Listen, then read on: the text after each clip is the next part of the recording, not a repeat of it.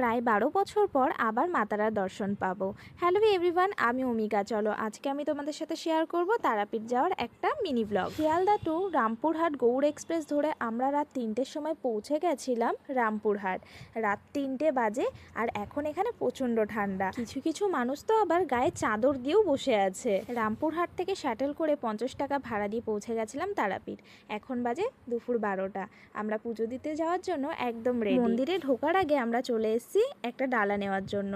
আমরা নিয়েছিলাম 201 টাকার একটা ডালা, যেখানে ছিল একটা বড় জবা ফুলের মালা। আর এই দোকান থেকেই আমাদের সাথে গেছিলেন এক পুরোহিত, যিনি আমাদের পুজোটা খুব সুন্দরভাবে করিয়েছেন। প্রায় 12 বছর পর প্রথম আজ মায়ের দর্শন করতে যাব। এর আগেও অনেক জায়গায় ঘুরতে গেছি, যতবারই ভেবেছি একবার তারাপীঠে ঘুরে আসবো, একবার মায়ের দর্শন করে আসবো, কোনো না কোনো প্রবলেমে সেটা সাকসেসফুল হতে পারেনি। কিন্তু ফাইনালি আজ 12 বছর পর মায়ের সুন্দর করে পুজো দিতে পেরেছি। এখন বাজে সন্ধে 6টা। এই 12 বছরে তারাপীঠে অনেক কিছু বদলে গেছে। এত সুন্দর সুন্দর জিনিস পাওয়া যায় এখানে, কি আর বলি।